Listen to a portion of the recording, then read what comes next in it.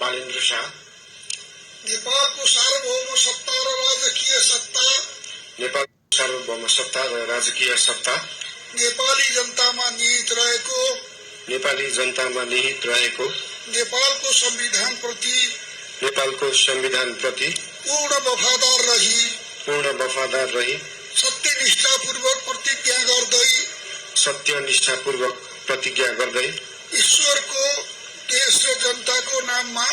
ईश्वर, देश र जनताको नाममा शपथ लिन्छु कि प्रधानमन्त्री पदको जिम्मेवारी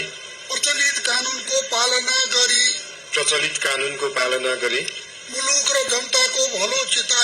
मुलुक र जनताको भलो चिताई कसैको डर नमानी पक्षपात नगरी पूर्वाग्रह वा खराब भावना नलिई ईमानदारीका साथ गर्नेछु र आफ्नो कर्तव्य पालनको सिलसिलामा